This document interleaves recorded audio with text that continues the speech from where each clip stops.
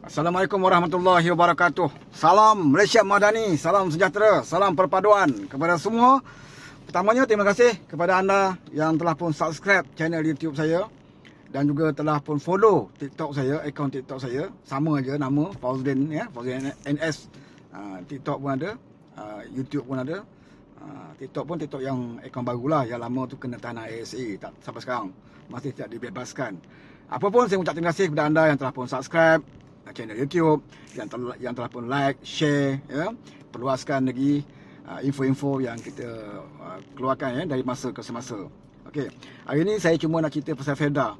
Semalam hari ulang tahun FEDA yang diadakan, di mana kehadiran Datuk Seri Anwar Ibrahim di dalam satu program yang dianggarkan lebih kurang 10,000 yang hadir, ada buat secara langsung, mendapat sambutan yang hebat. Dan yang paling menariknya adalah beberapa pengumuman yang melegakan ya, warga-warga FEDA. Kita pun tahu isu FEDA ni isu yang begitu lama, semenjak daripada zaman ya, kerajaan sebelum ini. Ada yang menjanji tapi tidak melaksanakan ya, memberikan kata-kata manis kepada peneroka FEDA tapi tidak dilaksanakan, seperti mana menghapuskan hutang FEDA ya. Benda tu dijanjikan awal dalam kerajaan 3 bulan yang lalu ya, janjilah, janji.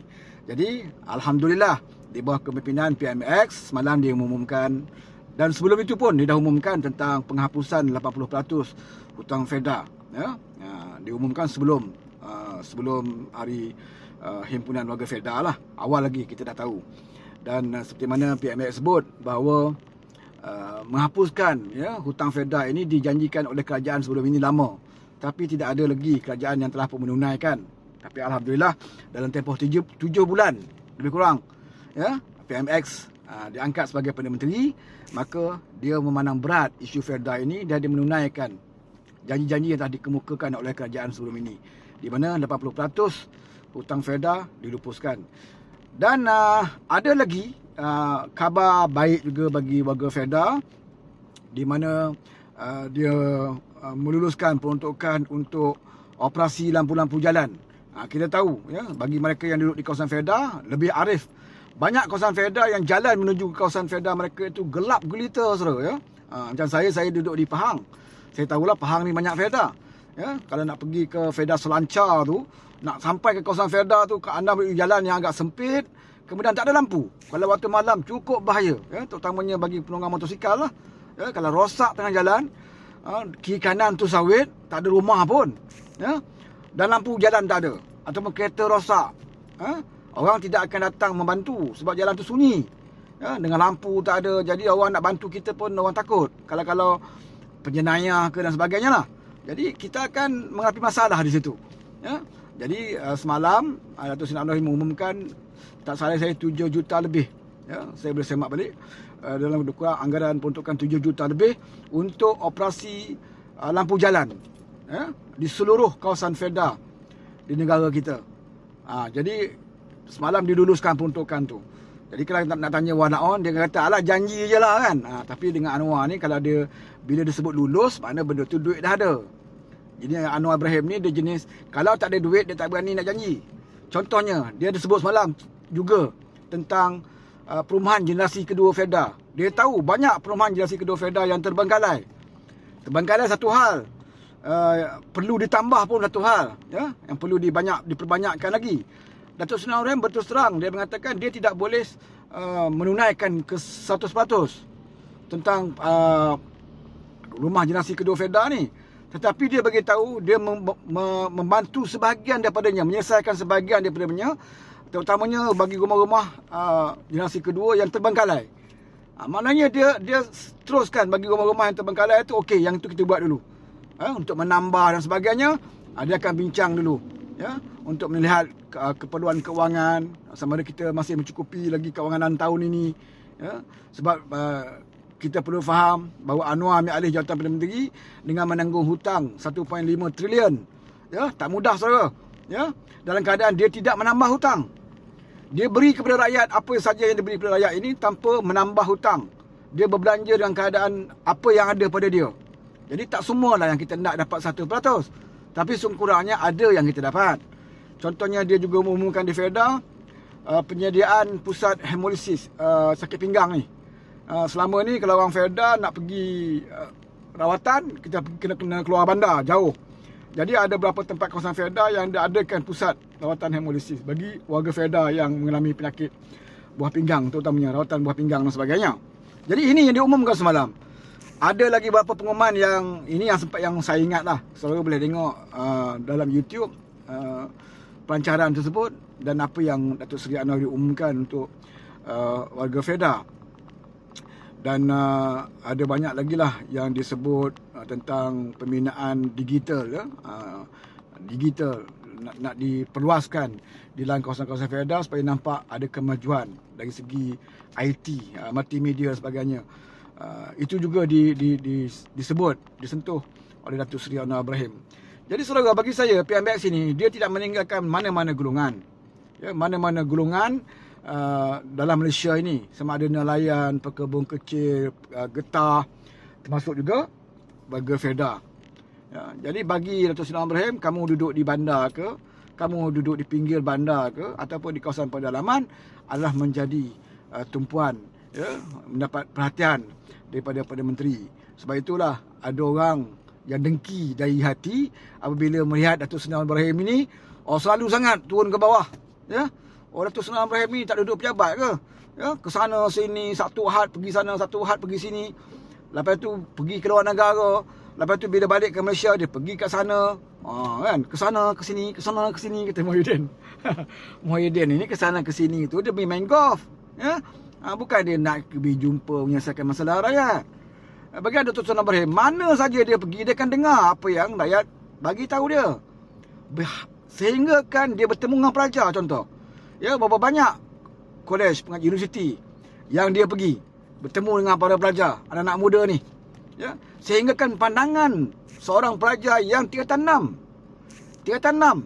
pandangan dia kepada Perdana Menteri diangkat oleh Perdana Menteri, dibawa ke peringkat tertinggi.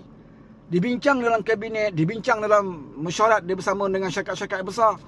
Ya, ini contoh mana pandangan budak tingkatan 6 pun Datuk Seri Anwar Ibrahim pandang serius, kerana pandangan itu baik, idea itu baik, maka dia diangkat. Ya. Maknanya dia seorang yang pendengar. Ya, Perdana Menteri kita ni dia dengar. Tapi tidak semualah yang dia dengar tu, ya, confirm dia akan ikut. Dia akan tengok pertimbangan. Macam pandangan budak tingkatan 6 tu. Pada dia, okey, pandangan tu bagus dan dia kata baik, maka dia lakukan. Ya. Jadi kita janganlah memandang, ya, terpedaya dengan propaganda yang dimainkan oleh pihak Perikatan Nasional. Dia nyatakan Datuk Seri Anwar Ibrahim tak buat kerja, berjalan saja dia kata, kan? Tapi dalam keadaan dia berjalan, tak duduk di pejabat, berapa banyak pelaksanaan-pelaksanaan yang telah dibuat. Hanya kita yang membutakan mata, ya, menggelapkan hati kita, maka kita tetap menafikan apa yang telah beliau lakukan. Ya, di Kementerian Kesihatan, berapa pembaharuan yang dilakukan, penerapan doktor-doktor kontrak kepada tetap yang dilakukan secara beransur-ansur. Kalau dia tak boleh buat semua, dia tidak akan tinggalkan semua. Ini prinsip yang Datuk Seri Anwar Ibrahim pegang.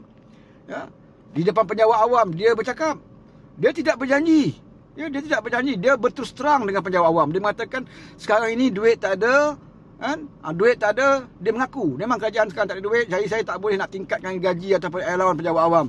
Tetapi insya-Allah dia kata, apabila ekonomi semakin baik, ya, berakhir hujung tahun ni insya-Allah doakan, dia kata menjelang tahun hadapan, ekonomi agak baik, penjawat awam akan diberikan keutamaan. Maknanya kalau dia nak cari populariti, apatah lagi nak pilihan raya ni, boleh je Anwar janji, mulai tahun depan gaji penjawat awam akan saya naikkan, allowance akan saya naikkan. Boleh je dia nak janji, ya? Tahun depan kita akan naikkan. Boleh dia janji. Tapi bagi Anwar, dia tidak mahu berjanji selagi duit tidak ada depan mata dia. Sebab itu dia beritahu sekarang ni tidak ada duit, dan saya tahu gaji penjawat awam ini tidak berbaloi dengan kerja yang mereka lakukan. Dia faham, ya, dia faham gaji ni dah berapa tahun dah tak naik. Dia faham itu. Tetapi dia mengakui, ya, dia mengatakan kepada penjawat awam, memang kita tidak ada keperluan, kita kena fokus dulu bantu orang yang miskin tegar.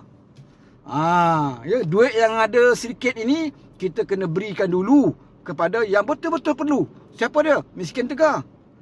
Ya, macam kita penjawat awam, pesara.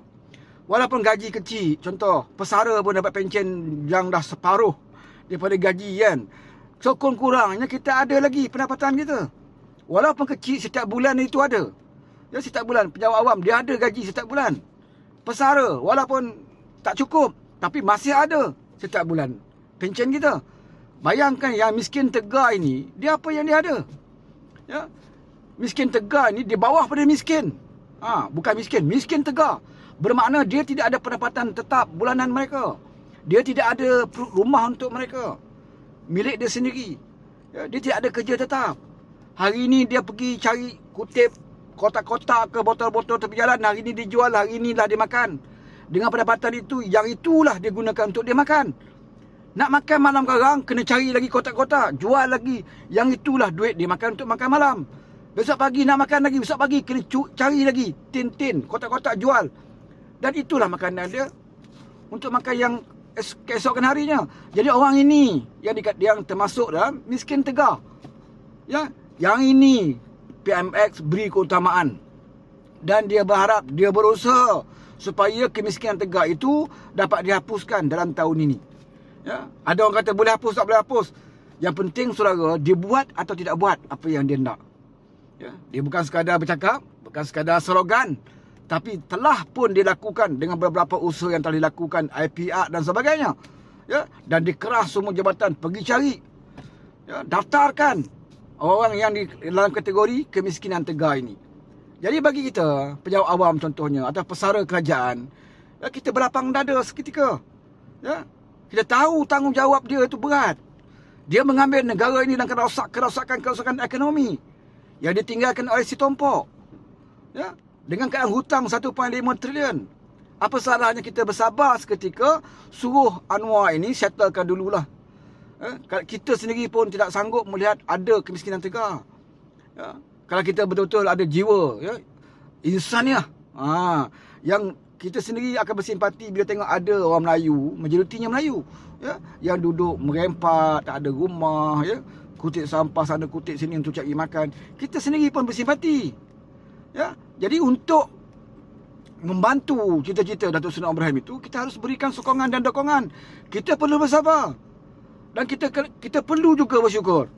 Ya, apabila kita rasa kita penjawat awam gaji rendah, kita rasa pencen kita, ya, pencen tentera contoh, ya, rendah, tapi kita patut bersyukur bahawa sungguhan kita masih lagi ada pencen. Dapur kita masih lagi berasap. Bagaimana yang orang tidak ada langsung usahakan pencen, gaji tetap tak ada, allowance tak ada, seperti mana contoh yang saya berikan tadi. Bagaimana jauh kita sepatutnya lebih bersyukur. Dalam keadaan bersyukur itu, kita berikan dokongan kepada PMX. Sebab dia bagi tahu kalau rakyat semua memberikan sokongan pada beliau, kestabilan politik boleh dilakukan, ya, maka ekonomi lebih rancak, maka di situ kewangan negara, ya, lebih terurus. Ya, kita mendapat kewangan yang lebih, maka nikmatnya juga akan sampai kepada kita. Masalahnya sekarang saudara, hutang banyak, ya, tapi masih ada gangguan-gangguan politik. Kalau mereka menegur pentadbiran, tak apa lagi. Kerajaan Malaysia Madani memang memerlukan teguran. Masalahnya yang mereka perkatakan itu adalah cara memecah belahkan, ya, memainkan sentimen kaum. Ini tidak membantu negara kita, tidak membantu kestabilan negara kita. Memainkan sentimen agama yang mengarut, ya, ini juga tidak membantu kestabilan negara kita.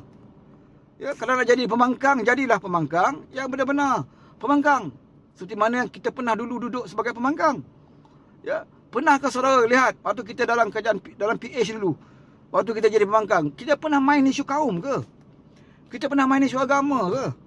Apa yang kita selalu perdebatkan, yang kita bahaskan dalam parlimen, isu bukan dengan dasar negara, tata kelola, integriti. Ini yang selalu kita perbahaskan dalam parlimen. Ya, berbeza dengan pembangkang yang ada hari ini. Mereka masuk parlimen apa? Cerita pasal tebuk atap, cerita pasal kerajaan akan jatuh bulan 8. Ini apa cerita? Mana pandangan kamu tentang ekonomi? Ya, kita nak bahas tentang keterisan kerajaan pun mereka lari. Kita nak bahas tentang PAC, ya, nak menceritakan tentang apa yang berlaku sebelum ini, apa keterisan penyelewengan yang berlaku sebelum ini, nak kita bahas dalam parlimen, bukan untuk nak mencari siapa salah, Tapi kita nak bagi tahu kelemahan ini harus diperbaiki oleh kerajaan sekarang. Cara nak perbaikinya, kita minta pendapat daripada semua ahli parlimen. Sebab itu kita minta ahli parlimen datang suatu pembentangan PSC supaya kamu boleh beri idea kepada pemerintah bagaimana nak mengatasi masalah ini daripada berulang lagi. Sebab itu kita panggil mereka semua datang. Tetapi mereka tak mahu datang. Waktu bahas laporan PSC, mereka tinggalkan Dewan. Kenapa? Kerana takut apa yang dibentangkan itu adalah kerana berkaitan dengan mereka sebelum itu jadi kerajaan. Kena jujur, saudara. Kena jujur. Ya, kalau kamu rasa kamu terlibat, ya, berlakukan terisan, penyelewengan atau sebagainya sewaktu dulu yang terdapat dalam laporan PSC, kamu harus bersedia untuk menjawab. Ya, kecuali kamu tahu bahawa itu akan memalukan kamu. Akan memalukan parti kamu yang dulu kata PN best, PN bersih, PN stabil dan sebagainya.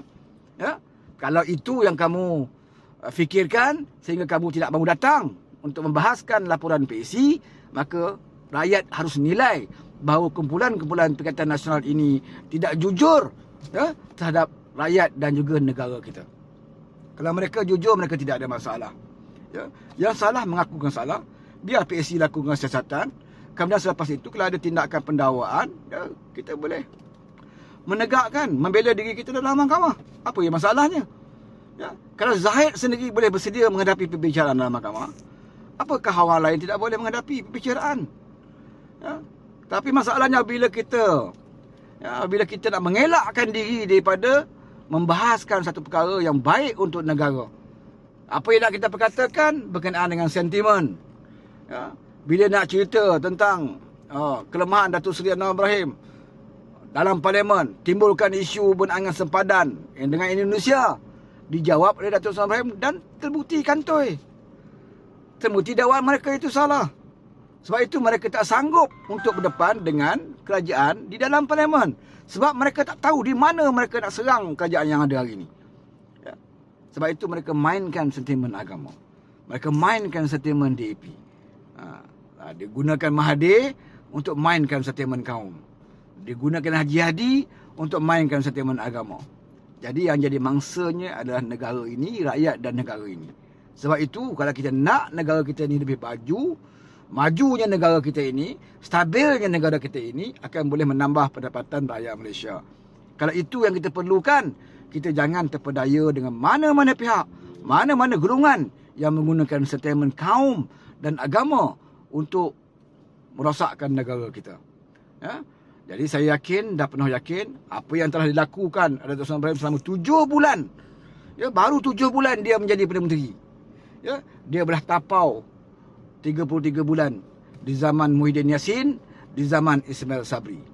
Sebab bagi dia, mana kepimpinan dulu yang buat baik, dia akan teruskan dan akan ditambah baik. Ya, dia tidak kata yang semua jahat, tak ada. Dia cakap dalam parlimen, mana dasar yang lepas yang baik, dia akan teruskan dan ditambah baik. Tetapi mana dasar yang tidak baik dan tidak menguntungkan kerajaan, dia akan hapuskan.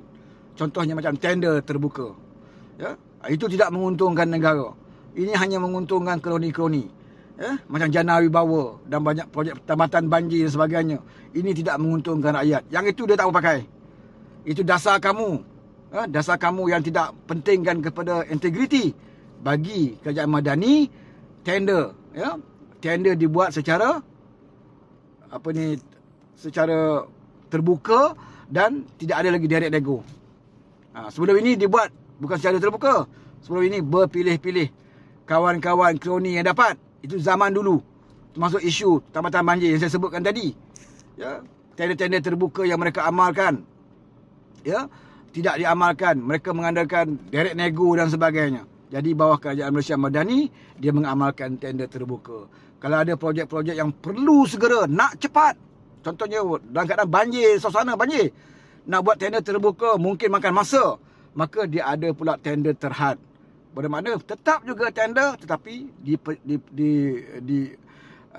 diperkecilkan sebab nak perlukan projek dengan segera. Ini yang dilakukan oleh Datuk Seri Anwar Ibrahim. Dan inilah sepatutnya kerajaan yang harus kita dokong. Kalau kita kata, oh belum tentu lagi, berjaya atau tidak, dalam 7 bulan sudah pasti tuan tidak akan dapat melihat kejayaan. Ya. Tapi nak menentukan satu kerajaan itu berjaya atau tidak di dalam dasar dia, bagi satu term. Seorang yang satu term. Untuk kita menilai kembali, oh betul tak apa dasar kamu itu telah kamu laksanakan. Apakah dasar kamu itu betul-betul berkesan di dalam membantu rakyat. Jadi saya rasa cukup sampai sini dalam ulasan saya dalam yang ringkas ini, ya. Mudah-mudahan kita jumpa lagi di lain masa. Assalamualaikum warahmatullahi wabarakatuh.